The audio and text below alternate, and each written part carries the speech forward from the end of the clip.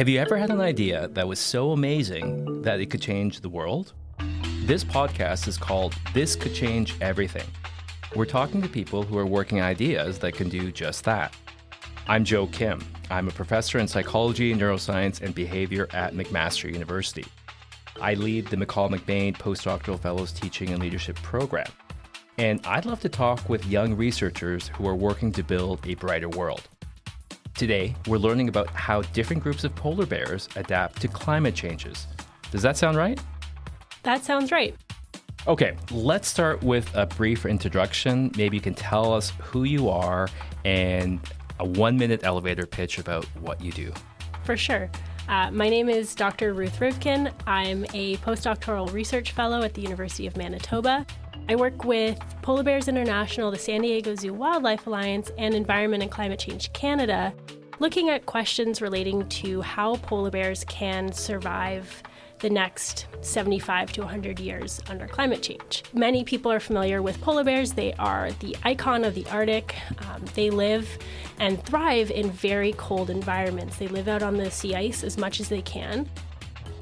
But with climate change, temperatures are increasing and melting the sea ice that forms this essential habitat for polar bears.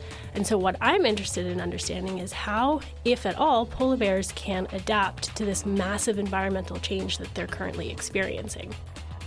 My work takes a genetic approach, so I use DNA from different groups of polar bears, and I try to understand what environments those genetic backgrounds thrive in and how changes in those environments might contribute to changes at the DNA level in those polar bears.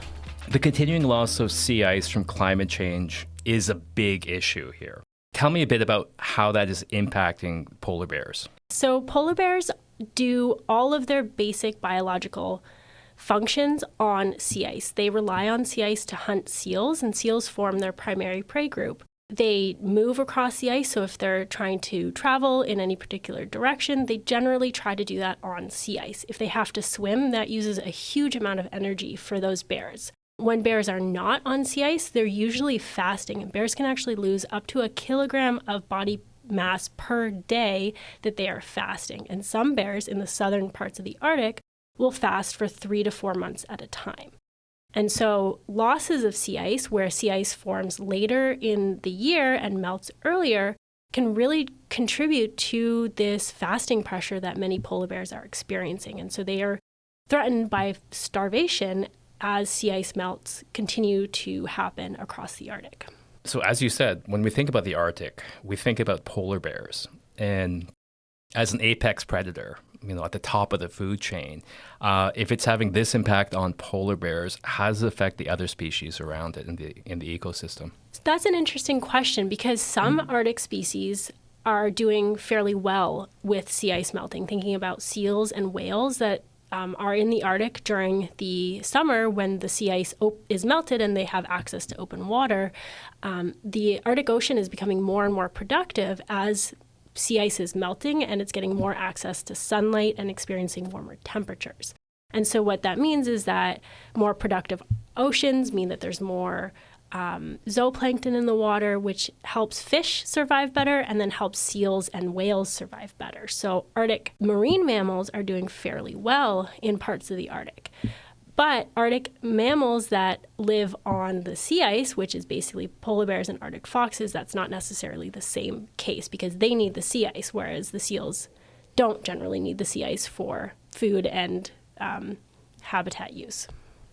Can you tell me a bit more about the polar bear's decline in these conditions? Can you put some numbers to it to give us some context? How bad is it right now? So it depends on where in the Arctic you're looking. Polar bears are found all across the Arctic. So from southern parts of the Hudson Bay, in James Bay, in Ontario, all the way up north, basically to the North Pole. In the southern parts of the Arctic, we know that polar bear populations are declining. So in the western Hudson Bay subpopulation, which is where I do my fieldwork in Churchill, those populations have declined from about 1,200 bears to under 900 in the last 10 to 15 years. And we see similar trends in the Beaufort Sea and the southern Hudson Bay region. But there are other subpopulations that appear to be fairly stable. So up in the Kane Basin, which is up near Greenland and the very, very high Arctic, we see that those bears are actually doing quite well. And what we think is happening is that sea ice loss is increasing the productivity of those really high Arctic regions, and there's more seals, so there's more food access to the bears. But some of my research suggests that this is a very temporary benefit for these bears, and it's actually those bears that are very far north that are going to lose the most amount of sea ice and become the most at risk of maladaptation, which is essentially where these bears are doing very poorly and are not adapting or adapting in the wrong ways towards sea ice loss. I think that's a good segue into talking about your specific research on the genetic background of polar bears and how this fits in with the climate change. One of the more exciting projects that I'm working on is this idea that bears with specific genetic backgrounds might be more or less well suited to handling conditions under climate change. So we know that the genetic information of a bear affects, at least in part, how well it will be able to cope with specific environmental changes. And so what we can do is we can use a machine learning algorithm to predict the mismatch in bear genetics at this time point to the future environment that they're going to experience. That sounds very complicated, but essentially what we're looking for is bigger or smaller mismatches between genetics and environments. And so bears that have a bigger mismatch are the ones that are going to be the most likely to be maladapted to sea ice loss and climate change. Tell me more about what you mean by mismatch. So where a bear can occur in an environment depends on which DNA sequences it contains. Some bears will have DNA that's very well suited to coping with specific environments. Let's say, for example, we have a bear in the southern Arctic. That bear already experiences those warm, ice-free summers. It's probably going to have a genetic background that allows it to survive those conditions. If we then take a bear that's in the high Arctic, that bear doesn't have to live off the sea ice. It has sea ice year-round. But we know that in the next 15 to 20 years, the entire Arctic will be ice-free in the summer.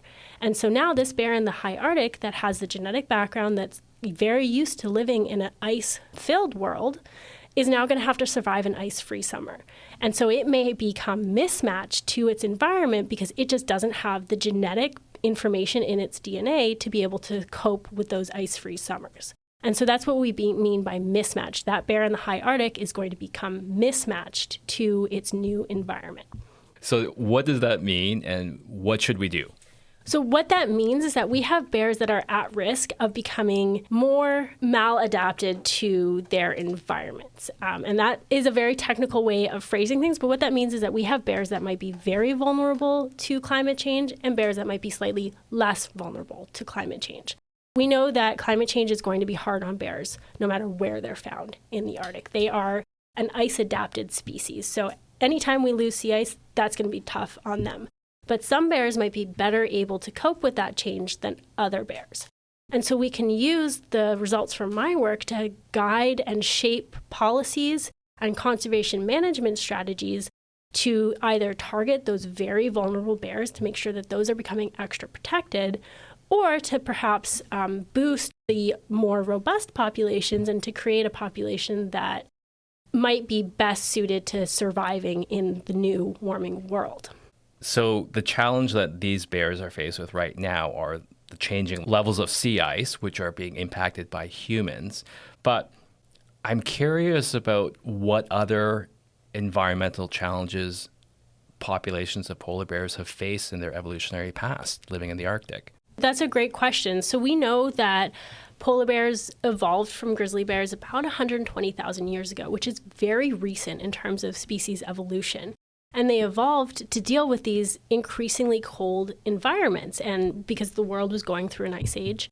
And so these bears basically evolved as a species that is super tolerant and able to thrive in these, harsh, very cold environments where most other species can't survive. So that is kind of the first challenge that polar bears as a species faced, was how do we survive this, extremely cold environment? And now they're kind of facing the opposite, where now all of a sudden it's getting much more warmer than it used to be, and it's getting much warmer at a speed that is truly unprecedented in the history of Earth. And so now they're trying to cope with, basically, we've evolved all these strategies to survive and be comfortable in these cold environments. How do we then survive these warmer environments? There are other challenges that polar bears face, for example, disease and pollution exposure. We know that polar bears have very low immunity to diseases in general. They just don't have the same immune function that grizzly bears and black bears have. And this is because there aren't a lot of diseases that can survive in the Arctic. So if you think about parasites and viruses that will rip through a population of more southern bears or humans, for example, those often can't survive these very cold temperatures. And so polar bears basically lost their ability to cope with that. Now, as temperatures are warming, things like trichomoniasis is moving further north. And so these bears are, for the first time, becoming exposed to these diseases. And so that's probably going to pose a pretty big challenge for many bears. Wow, I never thought about that before, of having a reduced immune system because they just didn't really require it in that environment. So you mentioned grizzly bears. So with the shifting environment, would that lead to grizzly bear populations moving north? Yeah. And interacting? Yes, and we do see that happening, particularly in the Western Arctic, in the Yukon and in Canada, is Canada's north. So we see that grizzly bears are pushing farther and farther north, and they are in fact starting to overlap with polar bears. Some of the work that I've been involved in has been trying to develop resources to monitor hybridization rates between polar bears and grizzly bears. So we essentially created a new genotyping chip that allows us to very quickly and very inexpensively scan through different bear samples and determine, is this a grizzly bear, is this a polar bear, or is it a hybrid? And so the thing with grizzly bear, polar bear hybrids is that they are possible and they are fertile. And so if we have hybrids becoming more common in the Arctic, that can potentially be really good for polar bears because it would introduce those warm, adapted genetic backgrounds from grizzly bears into the polar bear population. But that only is true if it happens in a small enough number. If it happens where hybrids are so well suited to these warm environments, they could just swamp out polar bears altogether, and then we would basically see the loss of polar bears as a unique species. They would probably become very similar to grizzly bears. And we know that this has happened in the past with an isolated island in Alaska, where what started as a polar bear population backcrossed with grizzly bears, so basically mated with grizzly bears, made all these hybrids, and now is functionally a grizzly bear population with a very small number of polar bear genetic data. So that's fascinating. So polar bears are related to grizzly bears, and with this shift, we might lose that speciation from a distinct species, polar bears and grizzly bears. That's a possibility. But what's interesting was when we developed this chip, we scanned 800 bears to see how common hybridization was, and we didn't find any new hybrids. So the only hybrids we knew about were the 8 that we had already included in our development of the genotyping chip. And what's even more interesting is that these hybrids were actually all produced by the same female polar bear. So this female polar bear mated with 2 grizzly bears, had 4 offspring, and then one of her daughters then mated with both the grizzly bears, again, one of which being her father, to have 4 more hybrids. And those are the only hybrids that we've been able to find so far. There may be other hybrids out there. We've had some unconfirmed sightings, but of course it can be challenging to determine if a polar bear is actually a polar bear or if it's a hybrid, or if it's just a really dirty polar bear, because the hybrids are kind of a brownish color. So it can be challenging just looking visually to know if something's a hybrid or not. I'm always fascinated by the idea of doing field work. So when I think of like a scientist, one image I have is like someone with test tubes, and another image I have is someone actually doing field work. And so I wonder if you could paint a picture for me of what's it like working in the field with polar bears. What's a typical day look like? I can tell you that from what I've heard from others. My first time going up in the field will be this coming September. I'm very excited to do some field work. Most of my work involves computers and just working with DNA sequences from the bears. But there are lots of different ways that polar bear field work can happen. Often the polar bears will be handled so that we can take body size measurements, take head measurements, so we can understand just how big each bear is growing. We take DNA samples from the bears, so we can take a little blood sample or a little fat sample. We also collar some bears so that we know where they are going across the landscape. These are GPS collars. And then there's also some maternity studies and fieldwork where you basically wait at a den for a female to emerge with her cubs. You document which bears are coming out with the female. You tag them so you know who's related to whom, and then you send them on their way. And then hopefully in the next year or the following years, you can find those bears again so you can track where they're going. And it's this type of fieldwork that has been really allowed the Environment and Climate Change Canada's polar bear monitoring projects that have been going on for the last 60 years in the Western Hudson Bay. So we have 60 years of data on polar bears, on their sizes, on their population numbers, and on their pedigree. So we know which moms had which cubs, and then which cubs then went on to have their cubs. This is actually the best and longest running wild species pedigree monitoring in the world. And so this has been such an incredible resource for polar bear science and conservation. So researchers really get up close and personal with the polar bears. Very much so. And they're big. It's hard to explain just how big a polar bear is until you get next to it, but a small polar bear is considered to be around 400 to 500 pounds, whereas a big polar bear is about 1,200 pounds. So that gives you a sense of just how big these animals really are.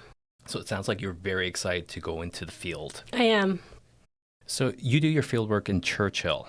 That must be one of the closest human populations to polar bears? Not necessarily. Churchill is one of the larger towns where polar bears are found. Actually, Churchill is known as the polar bear capital of the world. But there are many Indigenous communities up north who live next to polar bears during the summer especially. And polar bears are an incredibly important species for many Indigenous communities. They're very symbolic. They have great traditional meaning. And they're also an important source of harvest. So many Indigenous northern communities rely on polar bear harvests to bring in supplemental food sources. So let's talk about how this could change everything. How big a deal is your research? And could it be used to save polar bears from extinction? I would love to think that my work can be used to help polar bears as a species survive. And that's probably true. But the reality in this field is that the achievements and progress we make is the result of many different collaborations happening all across the world. While my work is a very important piece of the puzzle, I am leading some of the genetic research in Canadian polar bears. It's just a piece of the puzzle, and it's really through collaboration within Canada and across the world where we're making real gains in polar bear conservation. So I'm a learning scientist, and one of the biggest challenges that I face is that I feel like at some point we'll figure all these things out, but the harder part is the motivation. How do we get people to actually apply these methods or processes to learn better? So my question for you is, how likely do you think it is that we as humans will take action to save species like the polar bear? I think we can do it. I think the mindset of Canada and the growing population of kids who are growing up with climate change as their reality they care about what's happening in their world. And I think in the next 10 to 15 years, we're going to see a real shift in how we deal with emissions and climate change and how we mitigate those effects for all species, not just polar bears. Whether that's going to happen fast enough to save polar bears specifically, I don't know. The pace of climate change is happening very fast in the Arctic. It's about 4 times as fast as the rest of the world. So that doesn't leave us a lot of time to save polar bears. I don't think polar bears will go extinct as a species, at least not in the next 100 years. But realistically, what we will probably see is much smaller polar bear populations and polar bears that are restricted to a very small portion of the Arctic. When scientists are studying these polar bears, do you get to know their personalities? And do you give them names? We don't give them names. We give them ID tags. So they have numbers and letters that correspond to a specific individual. I think some bears are somewhat infamous. Like I was talking about that polar bear who mated with the grizzly bears. Everybody knows her. She's very unique and very special. And I know that the bears that are in care at different zoos have their own very unique personalities. So I think polar bears, just like many animals, especially large mammals, are different and have their own personalities and their own styles, their own preferences. And when you work closely with animals, and specifically the same animals in the same area, you do definitely get to know them. What's the next step on your research journey? My next step is really digging into the genetic information of the bears. We just had a huge sequencing project completed, and now I get to dig into the DNA of these bears and really try to understand what it is about their genetic information that can help them adapt to climate change. And I'm very excited to get started on that work. Well, you're doing really fascinating and important research. And how has it affected you as a researcher and as a person? I think it gives me a big sense of pride in what I do. I feel like my work matters. It can be harder to feel that way when you're working on a system that maybe isn't all that relevant to public perception. But with polar bears, most, if not everyone, cares about polar bears. And so it's very easy to see how my work affects not just the polar bears, but also the public perception of climate change and our fight to make sure that our world and our essential habitat for many species in it doesn't disappear. Ruth, it's been an absolute pleasure. Thank you so much for joining us on the program. Thank you for having me here. And as a small token to prepare you for your first field trip, I want to present you with this little gift. Oh, thank you. It's such a cute little stuffed polar bear. Thank you. I'm Joe Kim, and thanks for listening. This Could Change Everything is produced by the McCall MacBain Postdoctoral Fellows Teaching and Leadership Program here at McMaster University. Check the show notes for more information about our program and Ruth's research. Please rate, review, and subscribe wherever you get your podcasts. I'm Katie George. Happy researching.